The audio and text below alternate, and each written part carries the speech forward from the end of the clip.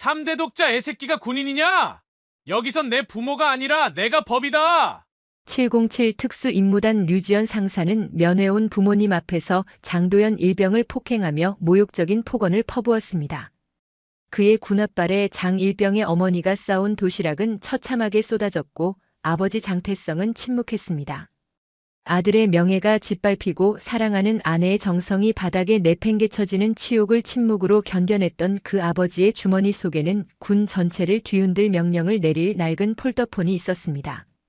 그 침묵이 깨지고 단 한 통의 전화가 걸린 순간 오석준 중장이 무릎을 꿇고 헬기 3대가 연병장에 착륙했습니다. 과연 아들을 괴롭힌 이 오만한 류지연 상사와 그를 비호하여 군의 정의를 훼손한 정무진 준장에게는 어떤 냉혹하고 현실적인 심판이 내려졌을까요? 그리고 이 사건이 폭로한 군 사법 카르텔의 실체는 무엇이었을까요? 잠시만요. 시작하기 전에 구독과 좋아요로 응원해 주시면 감사하겠습니다. 그 마음에 보답할 수 있도록 오늘도 정성껏 이야기 전해드리겠습니다. 장도연은 숨을 참았다. 고무와 땀 그리고 곰팡이가 뒤섞인 특수임무단의 생활관 공기는 늘 코끝을 찌르는 날카로운 냄새를 풍겼다. 시계는 새벽 4시 50분을 가리키고 있었지만 이곳 707 특임대에서 시간은 일반적인 군부대와 다르게 흘렀다. 공식적인 기상시간보다 10분을 먼저 움직여야 완벽한 일과 준비를 마칠 수 있었다. 그는 가장 구석 침상에 몸을 반만 걸친 채 앉아 있었다. 일병 계급장을 단지 3개월째. 6개월의 신병 기간 동안 그의 목표는 단순하면서도 복잡했다. 튀지 말 것. 장도연은 명문사학을 우수한 성적으로 졸업하고 군 입대를 미룰 수도 있었던 흔히 말하는 금수저였다. 그러나 그의 배경 중 가장 큰 족쇄는 따로 있었다. 그의 어머니는 육군에서 손에 꼽히는 여성 장성 진급을 앞둔 대령이었고 아버지는 군의 정점에 있는 최고위직 장성이었다. 어린 시절부터 3대 독자라는 이유로 과도한 보호 속에서 자라야 했던 도연에게 그 배경은 언제나 불필요한 무게였다. 그는 부모의 영향력을 거부하고 오직 자신의 실력으로 가장 힘들다는 707 특임대에 지원했다. 하지만 입대 전의 의지와 달리 군 생활은 그의 발목을 잡았다. 입대하자마자 그의 배경이 부대 내에 소문으로 퍼져나갔기 때문이었다. 행정반 병사가 몰래 들춰본 인사 기록 때문이었다는 설이 유력했다. 소문은 칼날이 되어 도연을 겨누었다. 특히 류지연 상사는 그 칼날을 가장 예리하게 다루는 인물이었다. 류지연은 20대 후반의 나이에 이미 상사 계급장을 단 엘리트 중의 엘리트였다. 그의 전투 능력은 인정받았지만 폭력적인 성향과 왜곡된 자부심은 부대 내에서 악명이 높았다. 그는 자신의 비루했던 과거와 도연의 화려한 배경을 끊임없이 비교하며 도연을 표적으로 삼았다. 3대 독자. 집에서 뼈도 금으로 휘어졌겠다. 류지연 상사의 조롱이 생활관에 울려 퍼질 때마다 주변 병사들은 웃지도 못하고 눈치만 살폈다. 도연은 훈련에서 늘 상위 10%의 기량을 유지했지만 류 상사가 지켜볼 때만은 의도적으로 속도를 늦추고 실수를 연출했다. 체력 측정에서도 그랬다. 너무 완벽하면 더 큰 표적이 될 것을 알았기 때문이다. 이 악물고 버티는 것만이 그가 택할 수 있는 유일한 생존 전략이었다. 새벽 5시 공식적인 기상 시간이 되자 생활관 내부에 설치된 스피커에서 날카로운 기상 나팔 소리가 울려 퍼졌다. 도연은 재빨리 침상에서 내려와 군화를 챙겼다. 그의 군화는 완벽하게 광이 나 있었고 전투복은 각이 잡혀 있었다. 장일병 군화끈. 다시 묶어. 좌우 대칭이 미세하게 틀어졌잖아. 내 부모님이 널 얼마나 귀하게 키웠는지 내 끈 묶는 솜씨만 봐도 알겠다. 류지연 상사가 그의 뒤에 그림자처럼 다가서서 뱉은 말이었다. 도연은 순간적으로 주먹을 꽉 쥐었다. 어제 새벽 2시까지 자를 대고 광택을 낸 뒤 끈을 완벽하게 묶어두었던 군화였다. 류 상사는 그저 트집을 잡고 싶을 뿐이었다. 예, 상사님. 다시 묻겠습니다. 도연은 차렷 자세를 유지한 채 떨리는 손으로 군화끈을 풀었다. 그의 목소리는 미세하게 떨렸지만 표정만은 무표정을 유지했다. 류 상사는 만족스러운 듯 비열하게 웃으며 그의 어깨를 툭 쳤다. 3대 독자 나셨다고 소문이 파다하더라. 내 부모가 합참 라인이라던데 내가 널 건드리면 내 진급이 꼬인다고 수군거리는 거 아니야? 내가 그렇게 귀한 몸이면 이 좁은 생활관에 숨 쉬는 것부터가 민폐 아니냐? 도연은 아무 말도 하지 못했다. 그의 어머니는 육군 대령으로 아버지는 국군 조직의 최정점에 있는 대장이었다. 하지만 도연은 그 사실을 부모의 힘으로 쓰는 것이 아니라 그 배경을 지우는 것에 온 힘을 쏟아야 했다. 아침 구보 시간. 연병장을 뒤덮은 안개 속에서 특임대원들의 구보 소리가 규칙적으로 울려 퍼졌다. 도연은 대열의 가장 뒤쪽 류 상사의 시야에서 벗어난 곳에서 뛰었다.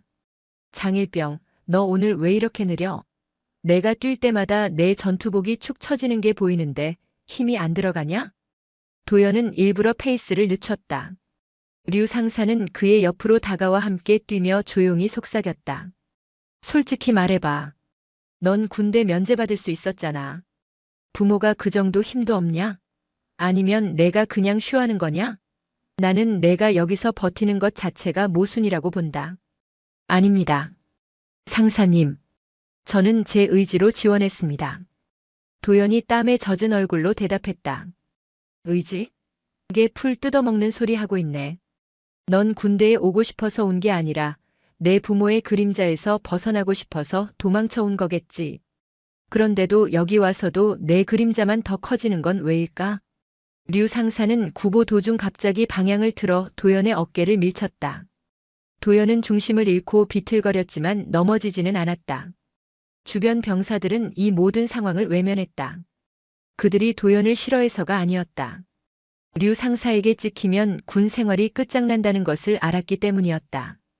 훈련이 끝난 후 류 상사는 도연을 개인적으로 호출했다. 그가 도연을 데려간 곳은 부대 뒤편에 폐쇄된 창고였다. 장일병, 내가 귀하게 자라서 이런 허드렛 일은 해본 적 없겠지. 류 상사가 비아냥거렸다. 아닙니다. 상사님, 명령을 내리십시오. 내 관사로 가서 개인 짐을 옮겨라. 어제 비가 와서 관사 뒤편이 엉망이 됐다. 흙 묻은 짐들을 옮겨야 하는데 누가 내 고귀한 손을 빌려주겠냐? 물론 이건 공식적인 지시가 아니야. 물자 관리를 위한 특별 임무다. 도연은 눈을 감고 명령을 따랐다. 사적인 지시였지만 거절하면 다음 날 더 공개적인 망신을 당할 것을 알았다. 류 상사는 규정의 회색 지대를 교묘하게 이용하고 있었다. 류 상사의 관사는 부대 외곽의 경치 좋은 곳에 위치해 있었다. 도연은 땀으로 뒤범벅이 된 채 류 상사의 개인 소지품과 낡은 가구들을 옮겼다. 그 과정에서 류 상사는 도연에게 끊임없이 정신적인 압박을 가했다. 이봐 장일병. 너는 왜 이렇게 미련하게 사냐? 내 아버지가 누군지 말 한마디만 하면 내가 너한테 이러겠냐? 너도 내 부모의 힘을 쓰는 게 맞지. 안 그러면 나 같은 놈들이 널 이렇게 이용할 뿐이야. 힘이 있는데 안 쓰는 건 죄악이다. 상사님, 저는 제 실력으로 인정받고 싶습니다. 류 상사는 그 말을 듣고 크게 비웃었다. 실력? 실력은 내가 여기서 구르는 동안 내 아버지가 진급심사에서 도장을 찍는 힘이 바로 실력이야. 너한테 실력은 태어날 때부터 주어진 부모의 배경이 전부다. 그걸 부정하는 건 기만이야. 그의 말은 도연의 가슴에 깊숙이 박혔다. 도연이 원하는 것은 오직 평범한 군인이 되는 것이었는데 그의 배경은 그가 무엇을 하든 그림자처럼 따라다니며 그의 노력을 무의미하게 만들었다. 도연이 관사 청소를 마치고 부대로 돌아왔을 때 그는 사물함 깊숙한 곳에서 구겨진 쪽지 한 장을 발견했다. 내가 오면 다 복잡해져. 조용히 지내.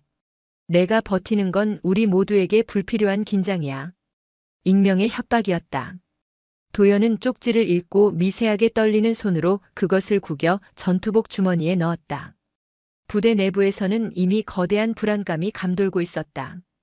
도연의 존재 자체가 부대 전체의 긴장 요소가 되고 있었기 때문이었다. 며칠 후 행정반 병사가 복도에서 큰 소리로 외쳤다. 장일병, 면회 신청 들어왔다. 부모님 면회 오신다더라. 도연은 순간적으로 숨을 들이켰다. 면회를 거절하고 싶었지만 이미 어머니가 자신의 얼굴만이라도 보러 가겠다고 간곡히 부탁했던 터라 차마 거절하지 못했다. 이제 소문은 부대 전체를 넘어섰다. 도연의 면회는 단순한 가족 방문이 아닌 류 상사와 도연을 둘러싼 거대한 긴장감의 폭발 지점이 될 것이 분명했다. 그날 밤 도연은 잠들지 못했다. 희미한 비상등 불빛 아래에서 천장을 바라보며 스스로에게 물었다. 내일 무슨 일이 벌어질까? 그는 불안과 함께 차라리 모든 것이 터져버렸으면 좋겠다는 기묘한 해방감을 느꼈다. 어둠 속에서 그는 작게 중얼거렸다. 그냥 무사히 지나갔으면 좋겠는데. 하지만 도연의 예감은 틀리지 않았다. 다음 날 오전 10시. 707 특임대 면회실. 햇살이 창문 너머로 따뜻하게 쏟아져 들어왔지만 면회실 내부의 공기는 긴장감으로 가득했다. 다른 가족들은 담소를 나누며 웃음꽃을 피우고 있었지만 도연은 면회실 입구에서 부모님을 기다리며 손바닥에 땀이 배는 것을 느꼈다. 문이 열리고 도연의 부모님이 들어섰다. 아버지 장태성 합참의장은 평소와 같이 감정을 읽을 수 없는 무표정한 얼굴이었지만 그의 눈빛은 날카롭게 주변을 훑고 있었다. 어머니 박미정 대령은 평상시보다 화장이 옅었고 아들의 상처와 피로를 한눈에 알아보고 눈빛이 흔들렸다. 도연아. 어머니의 목소리에는 억눌린 감정이 배어 있었다. 도연은 억지로 미소를 지으며 대답했다. 어머니, 아버지 괜찮아요. 그냥 신병이라 그래요. 다들 이렇게 지내요. 하지만 어머니는 도연의 손목에 선명하게 남아있는 멍 자국을 발견하고 입술을 깨물었다. 아버지 장태성은 아무 말 없이 도연의 얼굴을 천천히 살폈다. 그의 침묵은 어떤 말보다도 무거웠다. 테이블 위에는 어머니가 정성껏 준비해온 도시락이 놓였다. 갓 지은 밥과 잡채 그리고 보온병에 담긴 뜨끈한 국물 냄새가 면회실에 퍼졌다. 도연이 젓가락을 들어 잡채를 집으려는 순간 면회실 문이 발로 차듯 거칠게 열렸다. 문짝이 벽에 부딪히며 둔탁한 소리를 냈고 면회실 전체의 시선이 일제히 문 앞에 선 인물에게 쏠렸다. 면회도 훈련이다. 장도연, 나와. 류지연 상사가 문 앞에 서서 차갑게 말했고 공기는 순식간에 얼어붙었다. 도연은 젓가락을 든 채 굳어 있었고 어머니 박미정 대령은 본능적으로 도연의 손을 잡았다. 예, 상사님. 도연은 천천히 일어섰다. 아버지 장태성 합참의장은 여전히 무표정했지만 그의 눈빛은 류 상사의 모든 움직임을 놓치지 않고 기록하고 있었다. 연병장으로 가자. 지금 당장. 귀한 몸이 왔으니 특별히 면회도 특수훈련으로 진행해줘야지. 류 상사의 목소리에는 조롱이 가득했다. 도연이 면회실을 나서려 하자 류 상사는 일부러 테이블 모서리를 발로 찼다. 도시락이 기울어지며 어머니가 준비한 잡채가 바닥에 쏟아졌다. 참기름과 갖가지 나물이 뒤섞여 흙바닥으로 떨어지는 모습이 슬로 모션처럼 느껴졌다. 어머니 미정의 손이 떨렸고 그녀는 입술을 깨물며 눈물을 참았다. 도연은 연병장으로 끌려갔다. 뜨거운 햇볕 아래 주변에는 다른 병사들과 면회 온 가족들이 모여들기 시작했다. 류 상사는 도연을 연병장 중앙에 세우고 큰 소리로 외쳤다. 3대 독자 이딴 게 군인이냐? 여기선 내 부모가 아니라 내가 법이다. 도연은 고개를 숙인 채 주먹을 쥐었다. 손톱이 손바닥에 파고들 정도로 세게 쥐었다. 차렷 자세 잡아. 팔굽혀펴기 200개. 류 상사가 명령했고 도연은 묵묵히 자세를 취했다. 하지만 류 상사의 목적은 훈련이 아니었다. 도연이 10개를 채우기도 전에 류 상사는 군화로 도연의 정강이를 걷어찼다. 둔탁한 소리와 함께 도연이 중심을 잃고 무릎을 꿇었다. 일어나. 류 상사가 차갑게 말했고 도연은 이를 악물고 다시 일어서려 했다. 이번에는 군화가 도연의 옆구리를 강타했다. 도연의 얼굴이 고통으로 일그러졌지만 그는 소리를 내지 않았다.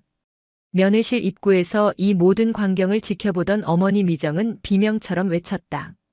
그만해요. 하지만 류 상사는 듣지 않았다. 그는 도연을 내려다보며 마지막 조롱을 던졌다. 내 부모가 강하면 뭐하냐? 여기선 내 밑이다. 3대 독자고 뭐고 여기선 그냥 개똥벌레야. 그 순간 아버지 장태성 합참의장은 조용히 주머니에서 낡은 폴더폰을 꺼냈다. 화면도 작고 버튼도 달아있는 오래된 기종이었다. 그는 단축번호 1번을 눌렀다. 신호음이 2번 울리고 전화가 연결되었다. 장태성 합참의장은 단 한마디만 했다. 목소리에는 감정이 없었지만 그 무게는 우주의 모든 것을 짓누르는 명령 그 자체였다. 오석준 중장. 즉시 707로 집결하라. 류지연 상사는 여전히 도연에게 폭언을 쏟아내고 있었다. 그때 멀리서 낮은 소리가 들려왔다. 회전익의 둔탁한 괴음이었다. 처음에는 작고 희미했지만 점점 커지기 시작했다. 연병장에 있던 사람들이 일제히 하늘을 올려다보았다. 뭐지? 류 상사도 고개를 들며 중얼거렸다. 그의 얼굴은 불안감으로 굳어졌다. 하늘에서 3대의 군단 기동 헬기가 편대를 이루며 707 연병장을 향해 접근하고 있었다. 돌풍이 일어나며 부대 깃발이 격하게 휘어졌고 흙먼지가 모래 폭풍처럼 일어났다. 병사들과 면회객들은 놀라 뒤로 물러났고 어머니 박미정 대령은 떨리는 손으로 도연을 일으켜 세웠다. 헬기 편대가 점점 가까워지자 굉음은 귀를 찢을 듯 울려 퍼졌다. 헬기 측면에는 선명한 군단 마크가 보였다. 아버지 장태성 합참의장은 여전히 무표정한 얼굴로 하늘을 바라보며 조용히 말했다. 이제 그만하자. 그 말은 류 상사를 향한 것도 도연을 향한 것도 아닌 이 모든 부조리를 향한 침묵의 선전포고였다. 헬기가 착륙할 고도를 낮추자 연병장 전체가 돌풍에 휩싸였다. 흙먼지가 소용돌이치며 시야를 가렸고 모든 사람들이 숨을 죽였다. 선두 헬기가 먼저 착륙했다. 기체 측면의 군단 마크가 햇빛에 반짝였다. 헬기 문이 열리고 별 2개를 단 오석준 중장이 헬멧을 벗으며 뛰어내렸다. 그는 보좌관과 헌병들보다 빠른 속도로 연병장 중앙을 향해 달렸다. 오석준 중장은 도연의 아버지 장태성 합참의장 앞으로 곧장 달려가 거수 경례를 올렸다. 목소리는 떨렸지만 눈빛만은 단단했다. 합참의장님 명 받들고 도착했습니다. 그 한마디로 도연의 아버지의 정체가 만천하에 드러났다. 연병장 전체가 충격과 침묵에 휩싸였다. 장태성 합참의장은 고개를 끄덕였고 오석준 중장은 천천히 무릎을 꿇었다. 수백 명의 병사와 간부 그리고 면회객들이 지켜보는 가운데 군단장이 최고의 장성 앞에서 무릎을 꿇은 것이다. 지휘관으로서 부대 관리 소홀의 책임을 통감합니다. 모든 책임은 제가 지겠습니다. 그의 목소리는 낮았지만 연병장 전체에 또렷하게 울려 퍼졌다. 도연은 그 광경을 보며 숨이 막혔다. 아버지, 이렇게까지 하실 필요가. 가슴속에서 죄책감이 밀려왔다. 장태성 합참의장은 여전히 무표정한 얼굴로 오석준 중장을 내려다보았다. 그리고 조용히 말했다. 일어나게. 이제 절차를 시작하자. 오석준 중장은 일어나 뒤를 돌아 헌병들에게 손짓했다. 류지연 상사를 현행범으로 체포하라. 헌병 2명이 재빠르게 류 상사에게 다가갔다. 류 상사는 뒤로 물러서며 손을 들었다. 잠깐만요. 이건 오해입니다. 하지만 헌병들은 듣지 않았다. 찰칵 소리가 정적 속에서 유난히 크게 들렸다. 류 상사는 얼굴이 창백하게 질린 채 소리쳤다. 나한테도 뒷배가 있어. 끝나면 누가 남을지 보자고. 오석준 중장은 류 상사를 차갑게 바라보며 선언했다. 내 뒷배가 누구든 이제는 소용없어. 지금부터 이 부대의 현장 통제권은 감찰과 법무실에 있다. 누구도 함부로 움직이지 마라. 대대장과 중대장급 간부들은 식은땀을 흘리며 경직된 표정으로 서 있었다. 이제 단순한 폭행 사건이 아니라 조직 전체를 뒤흔들 대형 수사가 시작된 것이었다. 도연은 류 상사가 헌병 차량으로 끌려가는 모습을 바라보며 복잡한 감정에 휩싸였다. 통쾌함도 있었지만 동시에 두려움도 느껴졌다. 넌 윗선을 몰라. 이건 시작일 뿐이야. 류 상사가 끌려가며 내뱉은 마지막 말이 도연의 귓가를 맴돌았다. 상사 위에 또 누가 있다는 말인가? 아버지 장태성 합참의장은 도연에게 다가와 조용히 말했다. 이건 내 문제가 아니야. 도연아. 조직의 문제다. 내가 죄책감을 가질 필요 없어. 하지만 도연은 고개를 들 수 없었다. 어머니 박미정 대령은 도연의 얼굴을 2 손으로 감싸며 말했다. 아니야, 이건 내 잘못이 아니야. 오히려 내가 용기 있게 버텨준 거야. 연병장은 여전히 정적에 휩싸여 있었다. 헬기에서 내린 감찰 장비와 서류 상자들이 연병장에 가득 쌓였다. 오석준 중장은 주변을 둘러보며 선언했다. 이제부터 이 부대는 전면 감찰 체계로 전환된다. 모든 출입을 통제하고 외부 연락도 제한하라. 도연은 어머니의 손을 잡고 면회실 쪽으로 돌아가며 생각했다. 류 상사 말대로 이건 시작일 뿐인가. 그는 깊은 숨을 들이쉬며 어떤 진실이 나오든 끝까지 견뎌내야 한다고 다짐했다. 707 특수임무단 기지는 거대한 얼음 속에 갇힌 듯 했다. 부대 전체가 전면 감찰 체계로 전환되자 모든 일과는 멈추고 오직 조사만이 진행되었다. 정문에는 무장한 헌병들이 배치되었고 출입하는 모든 차량은 예외 없이 검색을 받았다. 부대원들은 생활관 창문 너머로 이 모든 풍경을 지켜보며 두려움과 불안에 떨었다. 장도연 일병은 별도 생활관으로 분리되었다. 폭행 피해자이자 핵심 증인으로서 보호를 받는 동시에 그의 존재 자체가 부대 전체에 미치는 파장을 감당해야 했다. 그는 창문을 통해 부대 정문 쪽을 바라보았다. 자신의 사소한 사건이 부대 전체를 뒤흔들고 있다는 죄책감이 가슴을 짓눌렀다. 내 문제 때문에 부대 전체가 이렇게 되다니. 도연은 침대에 앉아 한숨을 쉬었다. 그때 감찰팀장인 김영호 대령이 도연을 찾아왔다. 김 대령은 중년의 나이였지만 눈빛은 날카로웠고 군복은 흙먼지 하나 없이 단정했다. 장일병. 지금부터 내 진술은 이 모든 조사의 핵심이다. 용기를 내줘서 고맙네. 김 대령이 말했다. 저는 그냥 사실을 말한 것뿐입니다. 대령님. 그 사실이 무거운 진실을 덮고 있는 거대한 덮개를 걷어냈다. 내가 겪은 일이 개인적인 괴롭힘 차원을 넘어선 조직적인 문제일 가능성이 높아졌다는 뜻이지. 지금부터 내가 류지연 상사에게서 들었던 모든 것을 빠짐없이 말해주어야 한다. 도연은 깊은 숨을 들이쉬고 침착하게 진술을 시작했다. 처음에는 사소한 트집, 사적인 지시, 그리고 3대 독자라는 배경이 알려지면서 격화된 조롱과 압박에 대해 말했다. 류 상사는 늘 자신이 윗선과 연결되어 있음을 암시했습니다. 특히 진급이나 징계를 언급할 때마다 내 뒤에는 판사가 있다거나 법원 쪽에서 확인받았다는 말을 했습니다. 한 달 전쯤 복도에서 전화 통화하는 것을 들었는데 판사님께 확인받았음, 안심하라는 말을 했습니다. 도연은 그 내용을 정확하게 기억해냈다. 김 대령의 눈빛이 날카롭게 빛났다. 판사.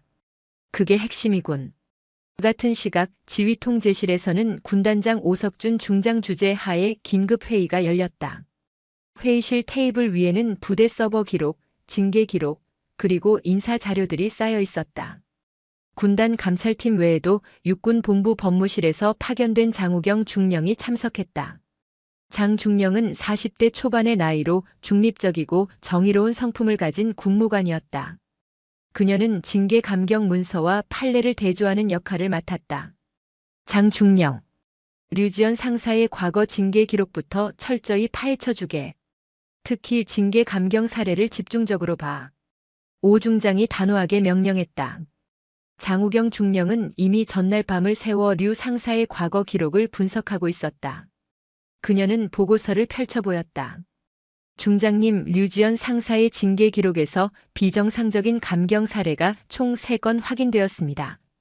모두 동일한 패턴을 보입니다.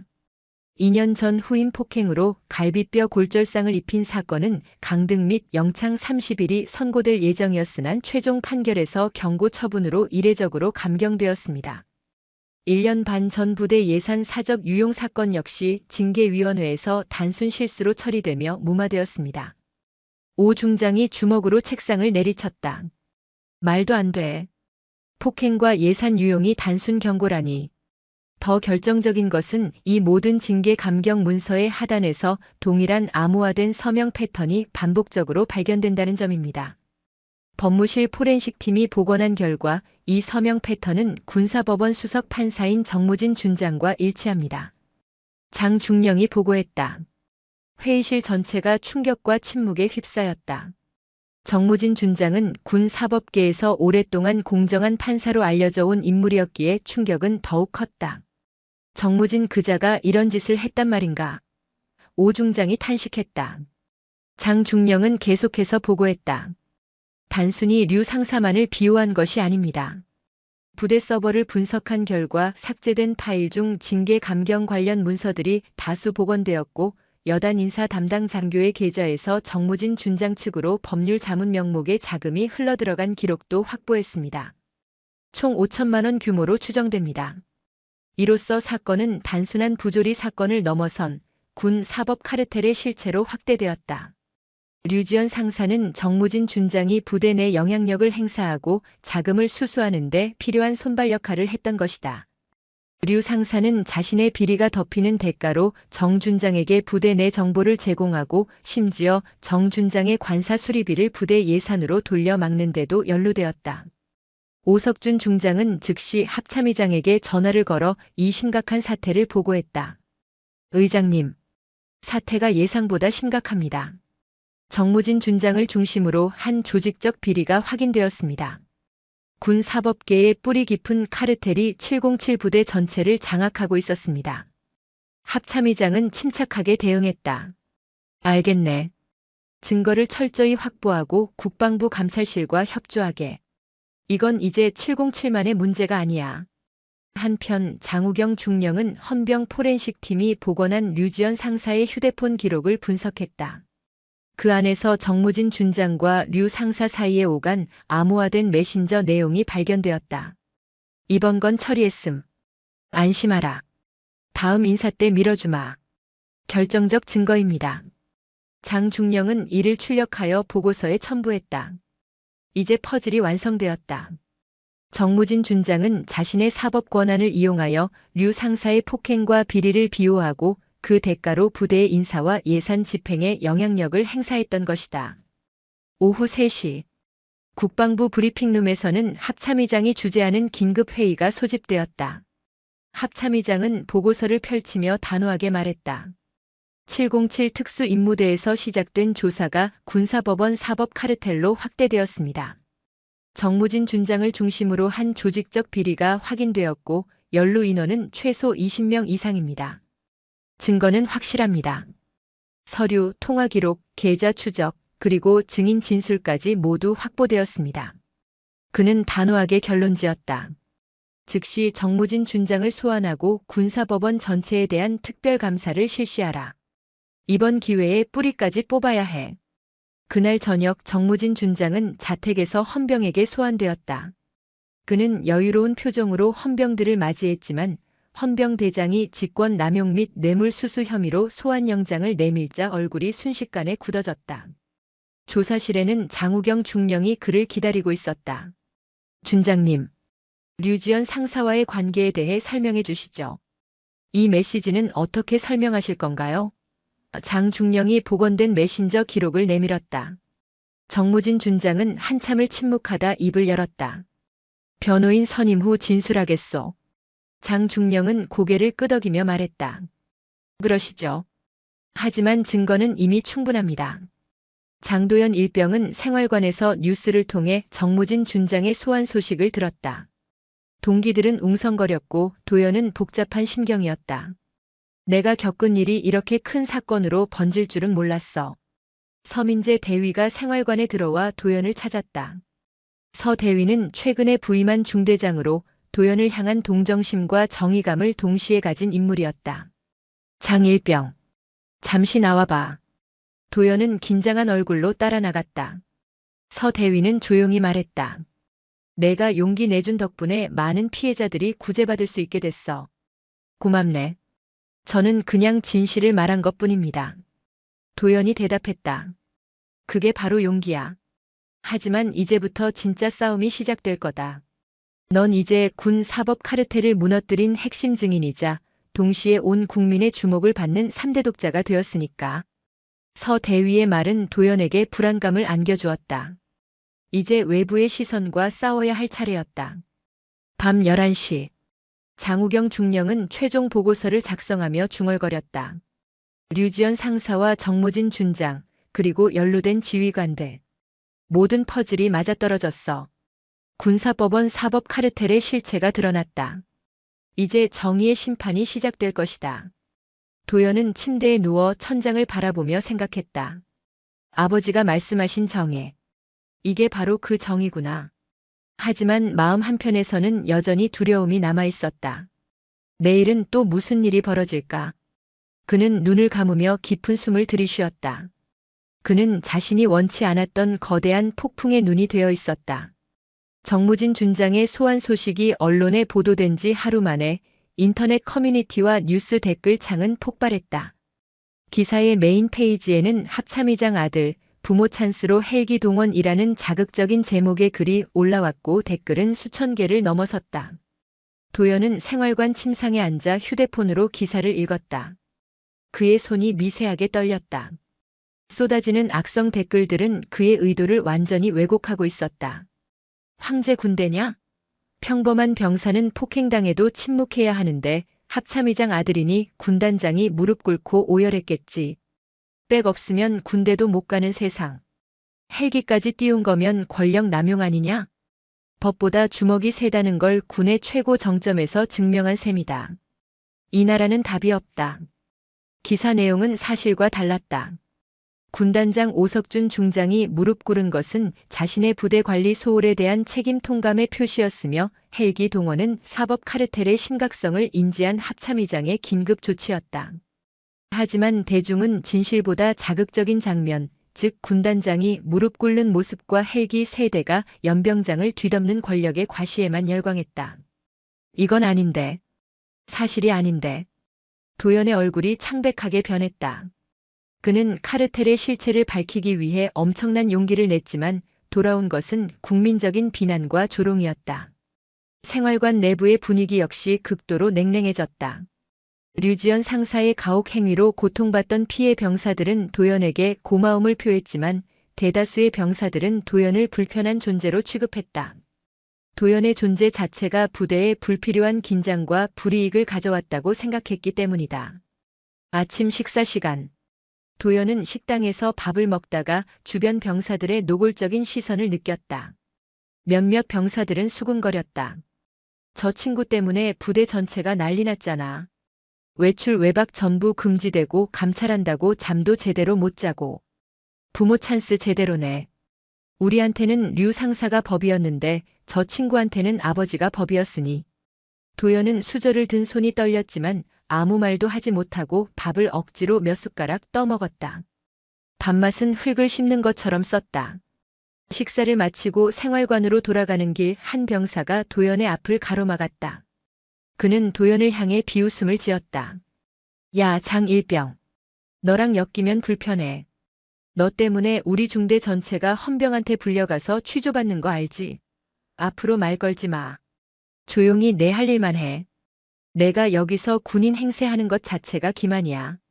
도연은 아무 대답도 하지 못하고 고개를 숙였다. 가슴속에서 무언가 무너지는 느낌이었다. 그는 자신이 이 부대에 있을 자격이 있는지, 자신이 류 상사에게 저항한 것이 옳은 일이었는지조차 회의감이 들었다. 그의 모든 노력과 의지가 부모의 힘이라는 거대한 그림자에 가려져 아무 의미 없는 것처럼 느껴졌다. 같은 시각 국방부 합참의장 집무실. 아버지 장태성 합참의장 역시 언론 보도를 접하고 있었다. 보좌관이 조심스럽게 물었다. 의장님, 지금 여론이 너무 악화되고 있습니다. 반박 보도를 내시거나 사건의 전말을 공식적으로 설명해야 하지 않겠습니까? 장 합참의장은 무표정한 얼굴로 기사를 읽다가 고개를 저었다. 군인은 감정으로 말하지 않네. 수사로 진실을 밝히는 것이 먼저야. 내가 진흙탕에 같이 뒹굴면 진흙탕만 더러워질 뿐이지. 우리가 해야 할 일은 시스템을 개혁하는 것이고 도연이 스스로 그 오명을 벗는 것이 중요해.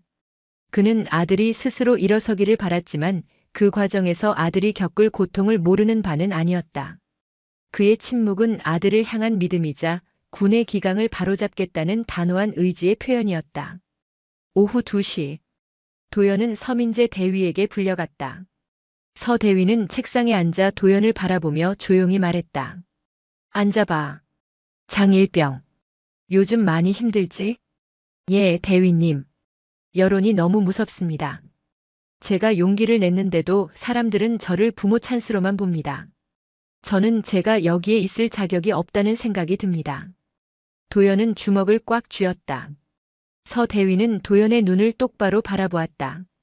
내가 겪은 일은 내 잘못이 아니야. 그리고 내 부모님이 개입하신 것도 아들을 보호하려는 당연한 행동이었어. 하지만 사람들은 진실보다 자극적인 걸 믿고 싶어 하지. 그들의 시선은 이미 배경이라는 필터로 가득 차 있다. 그럼 저는 어떻게 해야 하나요? 이 오명을 평생 안고 살아야 합니까? 도연이 절망적인 목소리로 물었다. 서대위는 잠시 생각하더니 단호하게 말했다. 유일한 방법이 있다. 실력으로 증명해라. 도연은 눈을 크게 떴다. 실력으로요? 그래. 내 실력으로. 내가 부모 찬스가 아니라 내 능력만으로도 707 특수임무단의 자격이 있다는 것을 온 국민에게 보여줘. 그게 내가 류지연 상사의 마지막 조롱, 넌 배경 없으면 아무것도 아니다라는 말을 영원히 지울 수 있는 유일한 길이야. 서대위는 확신에 찬 목소리였다. 사실 서대위는 도연의 평소 훈련 태도를 유심히 관찰해왔다. 도연이 일부러 페이스를 조절하며 실력을 숨기고 있다는 것을 이미 알고 있었다. 장일병. 내가 내 체력 점수, 사격 실력, 전술 이해도 전부 상위권이라는 거 다 알고 있어. 내가 일부러 숨기고 있었던 거 나도 봤어. 내가 페이스 조절하는 거 모를 것 같으냐? 서대위가 미소 지으며 말했다. 도연은 놀라움을 금치 못했다. 자신의 모든 노력이 헛되지 않았음을 누군가 알아주고 있다는 사실에 가슴이 뭉클했다. 알겠습니다. 대위님, 공개 검증을 요청하겠습니다. 도연은 비로소 결심했다. 더 이상 숨지 않겠다고. 자신이 선택한 길 스스로의 실력으로 걷겠다고. 그날 저녁 도연은 공식 문서를 작성했다. 내용은 간결하고 단호했다. 저는 부모님의 힘이 아니라 저의 실력으로 군인의 자격을 증명하겠습니다. 공개 실력 검증을 요청합니다. 모든 과정은 외부에 투명하게 공개되어야 합니다. 이 문서는 서민재 대위를 거쳐 오석준 중장에게 그리고 최종적으로는 아버지 장태성 합참의장에게 전달되었다. 장태성 합참의장은 아들의 요청서를 읽으며 잠시 눈을 감았다. 아들이 드디어 스스로의 칼을 뽑아들었다는 것에 안도감과 동시에 무거운 책임감을 느꼈다. 보좌관이 물었다. 의장님, 승인하시겠습니까? 공개 검증은 여론의 역풍을 맞을 위험이 큽니다. 장 합참의장은 고개를 끄덕이며 말했다. 승인하네. 하지만 공정해야 한다. 특전사 교관단을 섭외하고 외부 전문가 평가단을 구성하라. 편집 불가, 전 과정 실시간 공개로 진행해. 아들이 스스로의 명예를 걸고 싸우겠다고 하는데 아버지가 막을 수는 없지. 아들의 실력은 아버지가 누구인지보다 중요하니까. 공개 검증 프로토콜이 발표되자 SNS는 다시 한번 들썩였다. 해봐라. 실력 있으면 인정한다. 어차피 짜고 치는 쇼 아니냐? 합참의장이 뒤에 있는데 누가 감히 점수를 깎겠어? 반응은 여전히 극단적으로 나뉘었다. 도연은 댓글을 보며 입술을 깨물었다. 이제 정말 증명해야 해. 실력으로. 검증 일주일 전. 도연은 매일 밤 홀로 훈련했다. 어두운 사격장에서 표적을 맞추고 장애물 코스를 반복해서 뛰었다. 총열 냄새와 땀 냄새가 뒤섞인 공기 속에서 도연은 이를 악물고 버텼다. 그의 머릿속에는 류지연 상사의 마지막 조롱과 자신을 부모 찬스로만 보는 수많은 익명의 시선들이 떠나지 않았다. 어느 날 밤 도연은 사물함에서 류지연 상사가 보낸 편지 한 통을 발견했다. 보호막이 없으면 넌 아무것도 아니다. 공개 검증? 웃기는 쇼나 실컷 해봐라. 도연은 편지를 구겨 쓰레기통에 던졌다. 보호막이 아니라 실력으로 서겠어. 반드시. 그의 눈빛에는 이전과는 비교할 수 없는 결연함이 담겨 있었다. 내일이면 모든 것이 결정된다. 자신이 여기에 있을 자격이 있는지 아니면 정말 부모 찬스인지. 불안과 기대가 뒤섞인 감정 속에서 도연은 주먹을 쥐었다. 새벽 4시. 장도연 일병은 일어나 전투복을 입었다. 거울 속 자신을 바라보는 그의 눈빛에는 지난밤의 불안 대신 굳은 결연함이 담겨 있었다. 오늘은 합참의장의 아들이 아니라 군인 장도연으로 서는 날이었다. 그는 깊은 숨을 들이쉬고 동이 트는 하늘을 올려다보았다. 이제 증명해야 할 시간이었다. 오전 9시 707 특수임무단 훈련장에는 수백 명의 인파가 모여들었다. 언론석에는 카메라가 질비했고 대형 전광판에는 실시간 타이머가 돌아가고 있었다.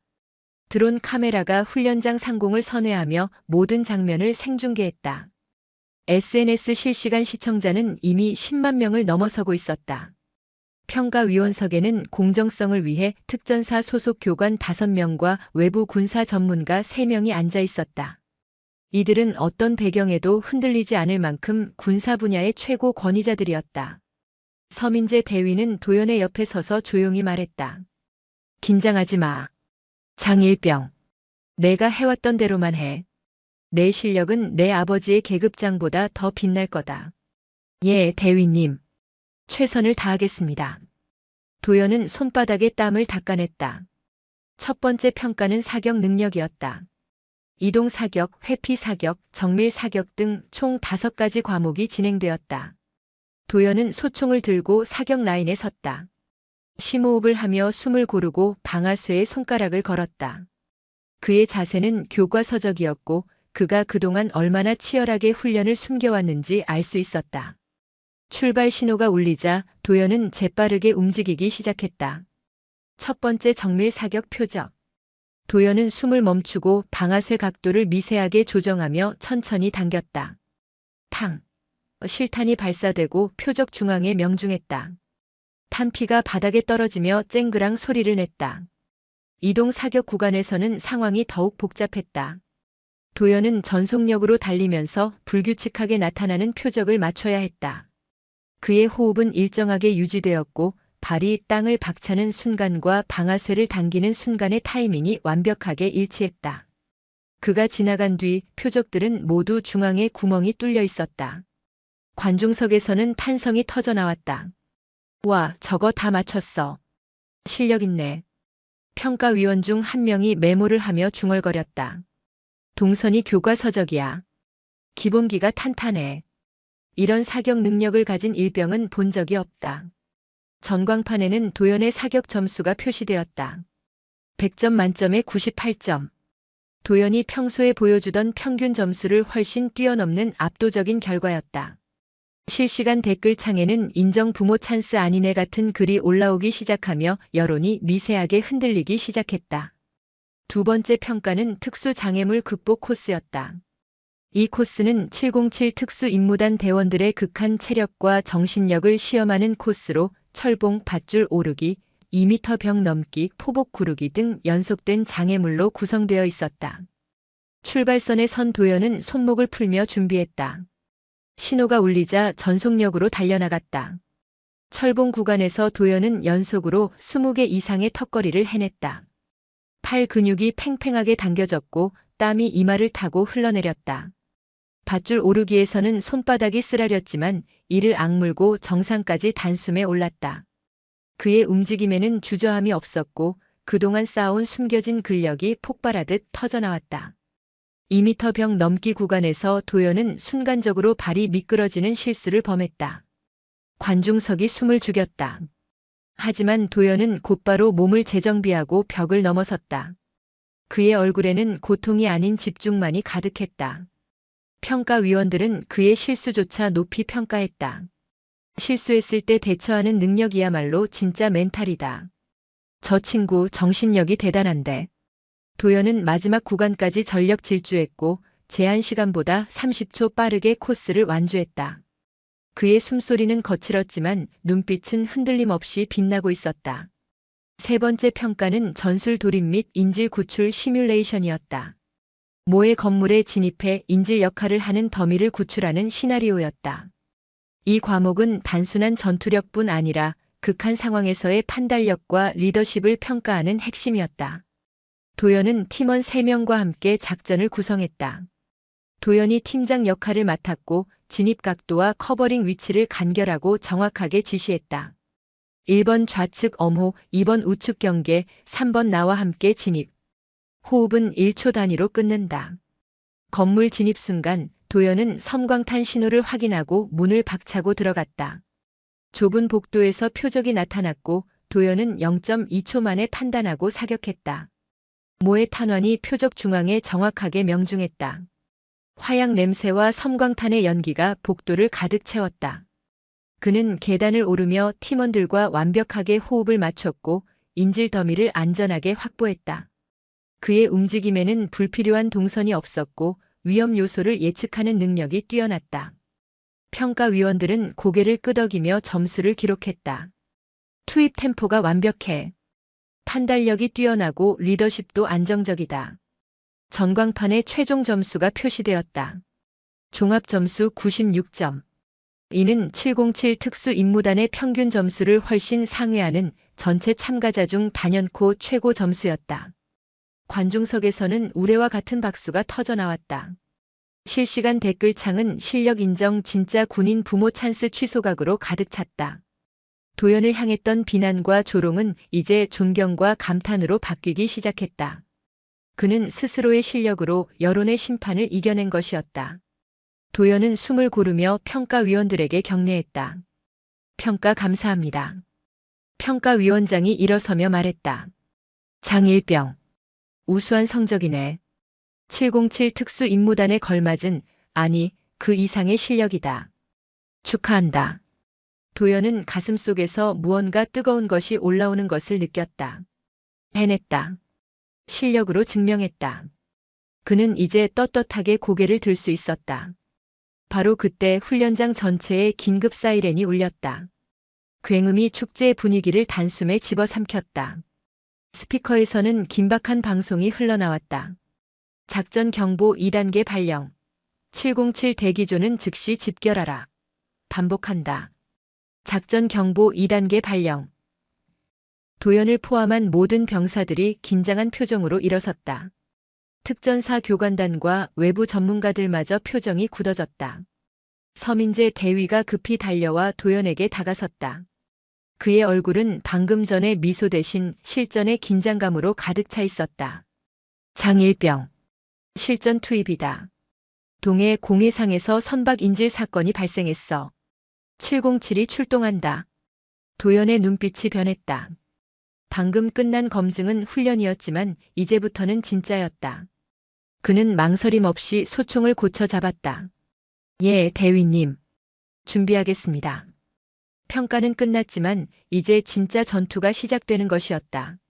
작전 경보 2단계가 발령된 지 1시간 후. 장도연 일병은 완전 무장을 하고 헬기에 탑승했다. 장갑과 헬멧을 착용하고 소총을 점검하는 그의 손은 떨림 없이 차분했다. 헬기 내부는 로프 장비와 금속 냄새, 그리고 실전의 긴장감으로 가득했다. 옆자리에 앉은 선임은 긴장된 표정이었다. 장일병. 떨리지? 이건 훈련이 아니다. 예, 선임. 하지만 할 수 있습니다. 도연이 대답했다. 그의 목소리는 낮았지만 흔들림이 없었다. 그는 방금 공개 검증을 통해 얻은 자신감과 류지연 상사에게 짓밟혔던 자존심을 모두 실탄처럼 장전한 상태였다.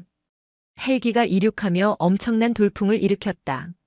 창밖으로는 동해의 망망대해가 펼쳐졌고 수평선 너머로 작전 목표인 정체불명의 선박이 희미하게 보였다. 선박은 공해상에 정지한 채 해군 정보사의 감시를 받고 있었다. 서민재 대위가 작전팀의 리더로서 최종 브리핑을 시작했다. 그의 목소리는 헬기 소음 속에서도 명료했다. 선박 내부에는 민간인 인질 12명이 억류되어 있어. 무장 괴한은 최소 5명으로 추정된다. 우리의 목표는 인질 전원 생還. 최단 시간 내에 목표를 제압하고 인질을 확보한다. 장일병, 내 팀은 후방 복도 진입을 막는다. 인질 안전을 최우선으로 한다. 단, 인질을 방패로 삼거나 위협하는 상황에서는 지체 없이 위험 요소를 제거한다. 도연은 소총을 꽉 쥐었다. 이번엔 훈련이 아니었다. 그의 손에 들린 소총은 진짜 생명을 빼앗을 수도 구할 수도 있는 도구였다.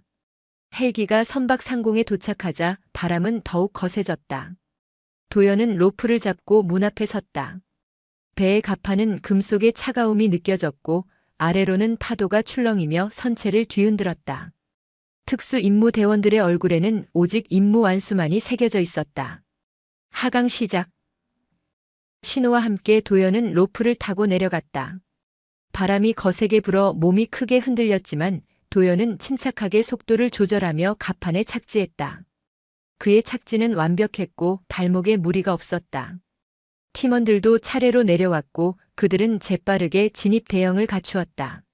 선박 내부는 좁고 복잡했다. 쇠 냄새와 기름 냄새가 진동했다. 도연은 선두에서 좁은 복도로 진입했다. 그의 눈은 빠르게 움직이며 모든 모퉁이와 그림자를 스캔했다. 첫 번째 교전은 좁은 선실 앞에서 발생했다.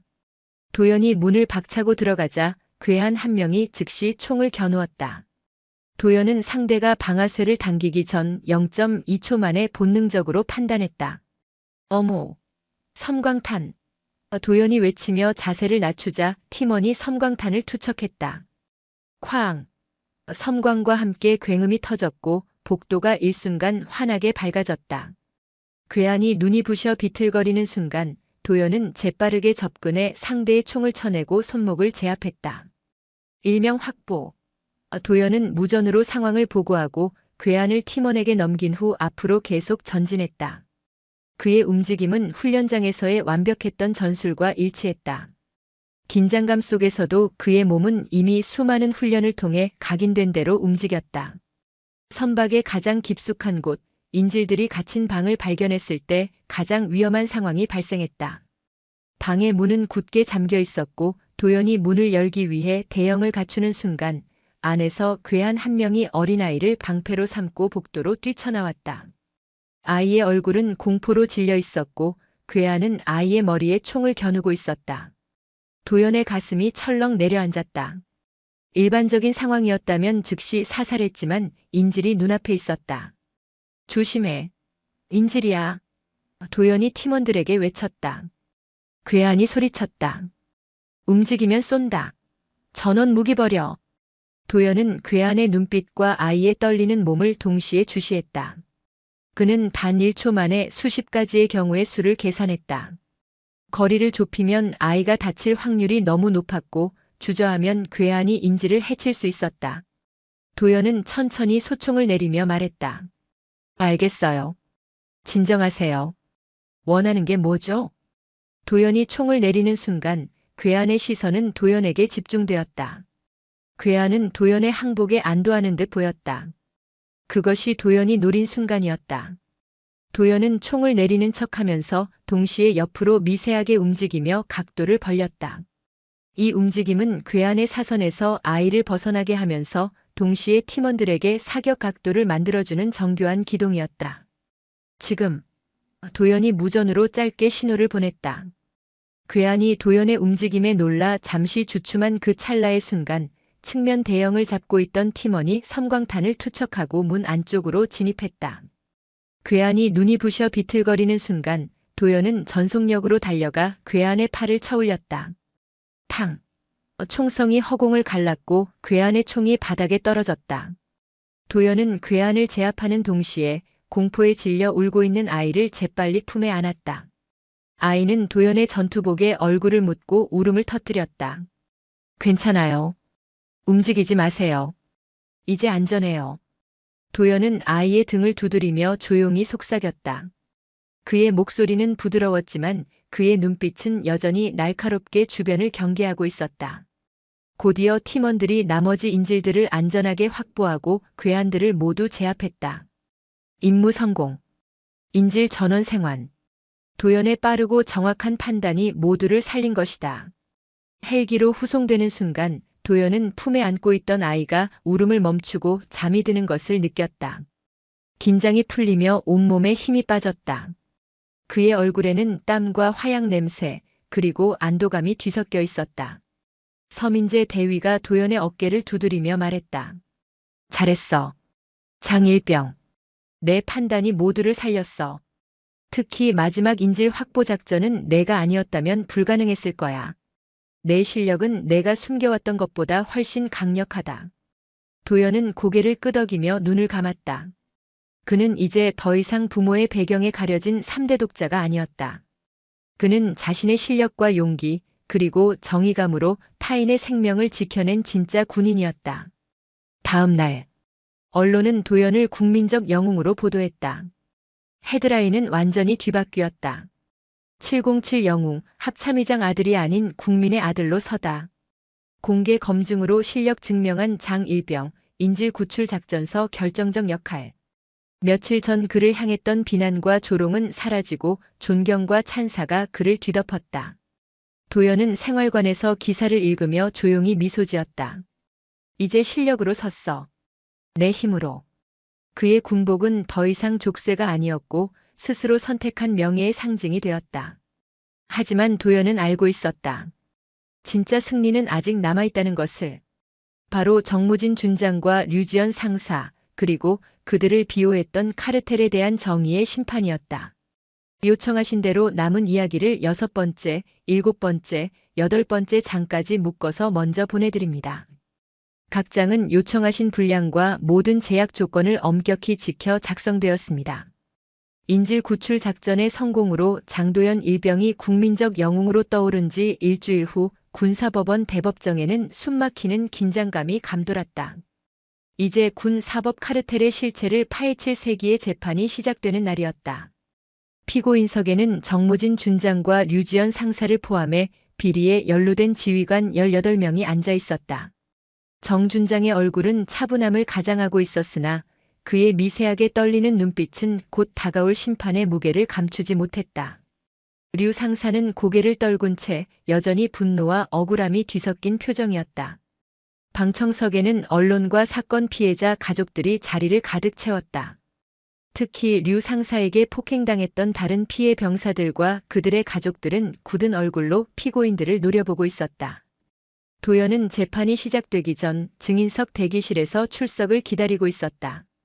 그는 영웅으로 칭송받았지만 재판정은 그의 명예가 아닌 진실만을 요구하는 냉정한 공간임을 알고 있었다. 육군본부 법무실 소속 장우경 중령이 검사 측을 대표했다. 그녀는 밤낮 없이 자료를 분석하며 방대한 증거 더미를 완벽하게 정리했다. 그녀의 책상 위에는 정무진 준장이 관여한 모든 징계 감경 문서, 류지연 상사와의 암호화된 통화 기록 복원 자료 그리고 연루된 지휘관들의 불법 자금 흐름을 보여주는 계좌 추적 자료가 쌓여 있었다. 장 중령에게 이 재판은 단순한 형사 사건이 아니었다.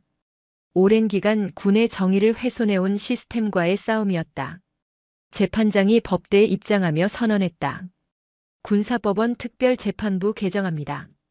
장내가 숙연해졌고 정적이 흘렀다. 장우경 중령은 단호한 목소리로 기소장을 낭독하기 시작했다. 피고인 정무진은 자신의 직권을 남용하여 군 기강 위반 사건을 조직적으로 은폐하고 금품을 수수하였으면 군사법원의 독립성을 훼손했습니다. 피고인 류지연은 정무진의 비호 아래 상습적인 폭행과 직권 남용, 그리고 사적인 이익을 취하며 부대 내 부조리를 심화시켰습니다. 이들의 행위는 단순한 개인 일탈을 넘어선 군의 근간을 흔드는 조직 범죄입니다. 정무진 준장의 변호인 측은 즉각적으로 반론을 제기했다. 그들은 모든 혐의를 부인하며 류지연 상사의 폭행은 과도한 훈육 과정에서 발생한 우발적 실수였고 정 준장의 개입은 법률 자문 차원의 정당한 의견 제시였다고 주장했다. 그들은 도연의 아버지가 합참의장이라는 사실을 은근히 언급하며 사건 자체가 최고위직의 권력 남용으로 시작된 불필요한 사정일 가능성을 암시하려 했다. 피고인 정무진 준장은 군 사법의 오랜 기둥이었습니다. 검사 측의 주장은 편파적인 감찰 결과와 증인의 주관적인 진술에 의존하고 있습니다. 특히 장도연 일병의 진술은 자신의 군 생활을 비호하려는 의도가 개입되었을 가능성을 배제할 수 없습니다. 변호인의 발언은 치밀하게 계산된 수사였다. 장우경 중령은 변호인의 발언에 흔들림 없이 차분하게 반박했다. 저희는 증인의 진술뿐만 아니라 피고인들의 서명이 담긴 서류, 통화 기록, 그리고 명확한 금전 흐름을 보여주는 디지털 증거를 확보했습니다. 정당한 법률 자문이 아닌 조직적인 징계 감경 청탁이 오고 갔음을 곧 증명할 것입니다. 재판은 팽팽한 기싸움으로 이어졌다. 정무진 준장은 피고인석에 앉아 고개를 숙이고 있었지만 도연의 이름이 언급될 때마다 그의 얼굴에는 미세한 경련이 일었다. 류지연 상사는 때때로 장 중령을 노려보며 침묵했지만 그의 내면에서는 자신의 든든했던 뒷배가 무너지고 있다는 절망감이 피어오르고 있었다. 재판장은 검사 측의 증거 자료 제출을 요구하며 이틀 뒤 핵심 증인인 장도연 일병의 증언을 듣겠다고 공지했다. 법정을 나서는 도연은 자신의 어깨에 짊어진 무게를 다시 한번 느꼈다. 그는 이 재판의 핵심이었고 그의 증언 하나하나가 수많은 사람들의 운명과 군의 미래를 결정할 열쇠가 될 터였다. 그는 증인석에 서서 진실만을 말하겠다고 다시 한번 다짐했다. 도연은 증인석에 앉아 선서를 했다.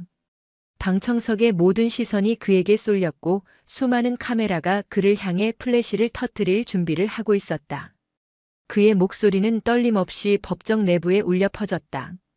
양심에 따라 숨김없이 말하겠습니다.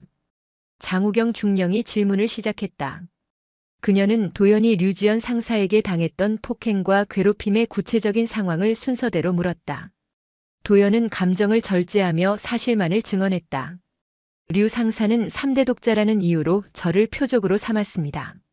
사물함 각도부터 시작해 모든 것을 트집 잡았고 사적인 관사 청소를 명령했습니다. 거절하면 공개적인 망신을 주거나 밤에 따로 불러 폭언을 퍼부었습니다. 그리고 면회 당일 어머니가 싸온 도시락이 발로 차이고 사람들 앞에서 걷어차였던 폭행의 순간을 증언할 때 도연의 목소리는 미세하게 떨렸다. 저는 처음에는 참으려고 했습니다. 하지만 그 폭행은 저만의 문제가 아니었습니다. 류 상사는 자신이 판사에게 비호받고 있다는 점을 상습적으로 언급하며 자신을 부대의 법이라고 생각했습니다. 저는 침묵하는 것이 더 많은 피해자를 낳을 것이라고 판단했습니다. 방청석에서는 훌쩍이는 소리가 들렸다. 피해자 가족들이었다. 이어서 장우경 중령은 다른 피해 병사들을 증인으로 소환했다. 병사들은 떨리는 목소리로 매일 밤 상사의 관사 청소를 해야 했던 40kg의 군장을 메고 몇 시간 동안 기압을 받아 탈수 증상으로 쓰러졌던 그리고 류 상사에게 복종하지 않으면 가족에게까지 불이익이 갈 수 있다는 협박을 들었던 등을 증언했다. 그들의 진술은 도연의 증언과 일치하며 류 상사의 상습적이고 조직적인 가혹 행위를 명백히 드러냈다. 변호인 측은 맹렬하게 반대 신문을 펼쳤다. 그들은 도연의 아버지가 합참의장임을 다시 한번 부각시키며 도연의 증언이 부모의 힘을 등에 업은 보복성 진술이라고 몰아붙이려 했다. 장일병, 피고인이 당신을 폭행한 직후 당신의 아버지가 헬기를 동원하여 군단장을 호출한 것은 사실입니까? 당신이 그 배경을 알고 그 힘을 빌린 것은 아닙니까? 변호인이 날카롭게 물었다. 도연은 고개를 저었다. 저는 그 상황에서 아버지가 전화를 거시는 것을 보지 못했습니다. 아버지는 제가 아닌 부조리한 시스템에 전화를 거신 것입니다. 저는 제 실력으로 707에 들어왔고 제 실력으로 인질 구출 작전을 완수했습니다. 저의 증언은 사실이고 제 아버지의 직위와는 무관합니다. 도연의 단호한 대답은 방청석에 큰 울림을 주었다. 장우경 중령은 결정적인 순간을 놓치지 않았다. 그녀는 변호인의 반박을 역이용하여 이제까지 숨겨왔던 핵심 증거 자료를 제출했다. 변호인 측은 피고인 정무진의 행위를 법률 자문이라고 주장합니다. 하지만 여기 피고인 류지연과 정무진 사이에 오간 암호화된 메시지 복원 기록을 보십시오. 장 중령은 대형 스크린에 복원된 메시지 기록을 띄웠다. 정무진 이번 건 처리했음 안심하라. 다음 인사 때 밀어주마. 류지연 준장님께 영원히 충성하겠습니다. 감사드립니다. 이것이 단순한 법률 자문입니까? 직권을 남용한 징계 거래이자 군의 기강을 무너뜨린 사법 카르텔의 명백한 증거입니다. 또한 피고인 정무진이 류지연의 폭행 사실을 알고도 이를 은폐한 대가로 부대 예산을 불법적으로 유용하여 자신의 개인적인 이익을 취했음이 계좌 추적 결과 확인되었습니다. 장 중령은 이어서 류지연의 폭행 사건 감경 판결문 하단에 찍힌 정무진 준장의 암호화된 서명 패턴을 제시했다. 증거는 명확하고 반박의 여지가 없었다. 법정 내부는 충격과 분노로 술렁거렸다. 정무진 준장의 얼굴은 창백하게 질렸고 류지연 상사는 고개를 떨군 채 더 이상 그 어떤 반항도 하지 못했다. 그들의 권력은 무너졌고 그들을 비호했던 그림자는 실체를 드러낸 채 심판대에 오르게 되었다. 재판장은 증거의 명확성을 확인하고 최종 변론 후 다음 주에 판결을 선고하겠다고 공지했다. 도연은 법정을 나서며 마침내 무거운 짐을 내려놓은 듯한 해방감을 느꼈다. 진실은 밝혀졌고 이제 남은 것은 정의의 심판뿐이었다. 일주일 후 다시 열린 법정에는 숙연한 침묵이 흘렀다. 재판장은 긴 침묵 끝에 최종 판결문을 낭독하기 시작했다. 피고인 정무진에 대한 판결을 선고합니다. 피고인은 직권을 남용하여 조직적인 비리를 저지르고 군 사법의 독립성과 공정성을 심각하게 훼손하였습니다. 이는 군의 기강을 무너뜨린 중대한 범죄에 해당합니다. 정무진 준장은 피고인석에 앉아 재판장을 똑바로 응시했다. 피고인 정무진에게 징역 8년과 군에서 제명을 선고합니다. 정 준장의 얼굴이 순간적으로 무너졌다. 징역 8년은 그에게 사실상 사회에서의 영원한 매장을 의미했다. 다음은 피고인 류지연에 대한 판결입니다. 피고인은 우월적 지위를 이용하여 상습적인 폭행과 직권 남용, 그리고 위계에 의한 강요 등의 혐의가 모두 입증되었습니다. 피고인의 행위는 수많은 젊은 군인들의 명예와 자존심을 짓밟았으며 군내 부조리를 심화시켰습니다. 피고인 류지연에게 징역 5년과 군에서 제명을 선고합니다. 류 상사는 고개를 떨구었고 그의 어깨가 크게 들썩였다. 연루된 다른 지휘관들에게도 차례로 징계 면직, 강등, 영창 등의 책임에 맞는 처벌이 내려졌다. 정의가 승리하는 순간이었다. 재판장이 마지막으로 선고했다. 군은 정의를 수호하는 조직입니다. 오늘의 판결이 군 기강 확립과 제도 개선의 계기가 되기를 바랍니다. 방청석에서는 조용하지만 뜨거운 박수가 터져나왔다. 피해자 가족들은 눈물을 흘렸고 도연은 가슴 벅찬 안도감을 느꼈다. 재판이 끝난 후 국방부는 즉각적으로 군사법원 제도 전면 개편을 발표했다. 아버지 장태성 합참의장은 직접 국방부 브리핑을 진행했다.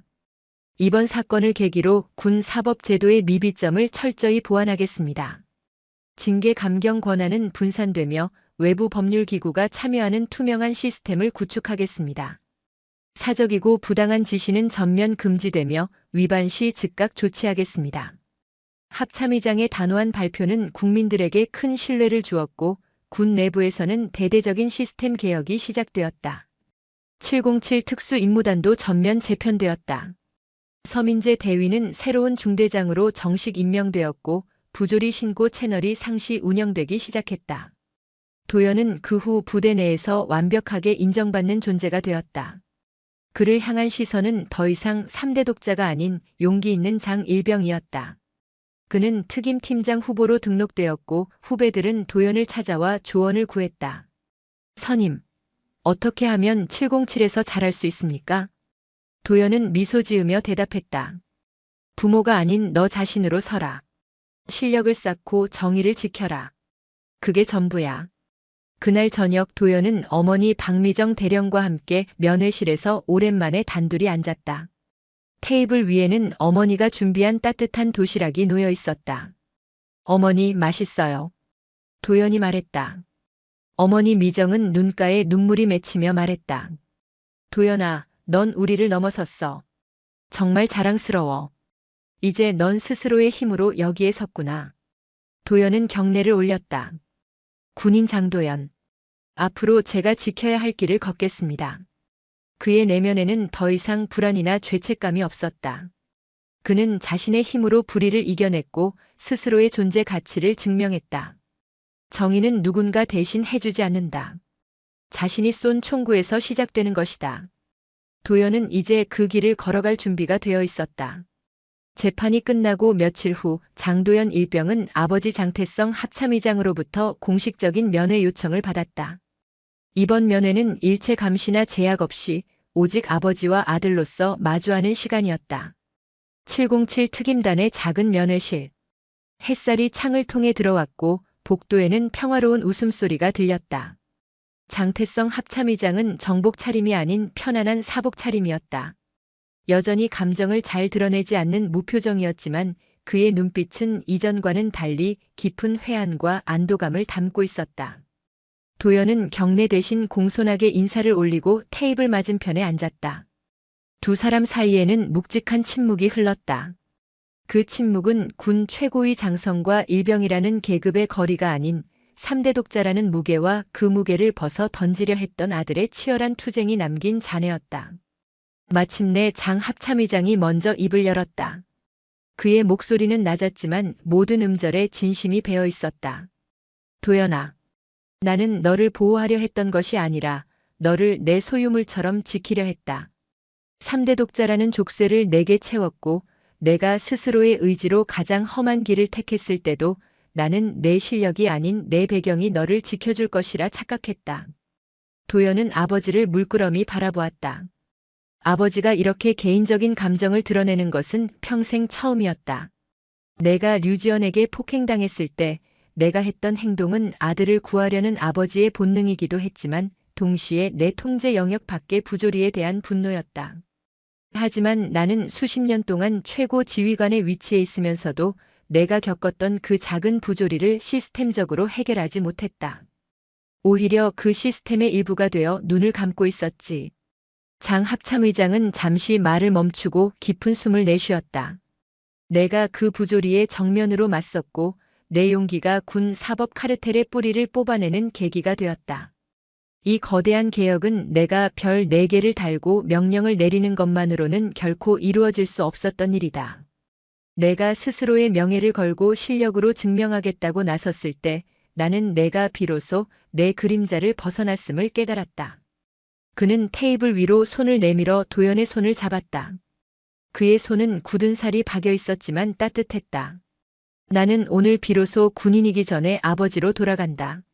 너를 보호하려고 했던 것이 오히려 내게 가장 큰 족쇄가 되었구나. 미안하다. 도연아.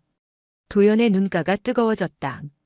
그가 그토록 원했던 인정과 용서는 아버지의 권력이 아닌 한 인간으로서의 진심이 담긴 이 한마디에 있었다. 아버지 아닙니다. 그 보호 덕분에 제가 여기까지 올 수 있었습니다. 아버지께서 평생 지키려 하셨던 군의 정의가 무엇인지 저는 이 부조리를 겪으면서 비로소 깨달았습니다. 이제는 제가 스스로 설 차례입니다. 아버지를 원망하지 않습니다. 도연이 말했다. 장 합참의장은 조용히 고개를 끄덕였다. 그는 아들에게 더 이상 무리하지 말라고 말하지 않았다. 대신 그는 아들의 눈빛에서 군 최고 지휘관으로서 자신이 평생 짊어져야 할 책임감을 보았다. 내가 앞으로 걸어갈 길은 더욱 험난할 것이다. 넌 이제 단순히 정무진과 류지연을 이긴 것이 아니라 군 내부의 뿌리 깊은 구조적 모순을 이겼다. 하지만 모순은 언제든 다시 고개를 든다. 끊임없이 싸워야 할 것이다. 네. 아버지. 저는 제가 해야 할 일을 하겠습니다. 제가 겪은 고통이 헛되지 않도록 더 이상 저와 같은 피해자가 나오지 않도록 감시하고 행동하겠습니다. 면회가 끝날 무렵 어머니 박대령이 조용히 면회실로 들어섰다. 그녀는 테이블 위에 놓인 도시락을 바라보며 미소 지었다. 이제 마음 편히 먹자. 이젠 우리가 널 지킬 필요 없이 내가 이 부대의 정의를 지키겠구나. 도연은 어머니를 향해 환하게 웃었다. 그의 웃음은 이제 부모의 그림자에서 벗어난 완전한 독립과 성취를 담고 있었다. 그는 자리에서 일어나 정식으로 경례를 올렸다. 군인 장도연. 앞으로 제가 지켜야 할 길을 걷겠습니다. 장 합참의장과 박대령은 동시에 아들의 경례에 화답했다. 그것은 더 이상 부모와 아들의 관계가 아닌 군인과 군인으로서 서로의 명예를 존중하는 경의의 표현이었다. 이로써 장도연은 비로소 자신의 배경으로부터 완전히 자유로워졌다.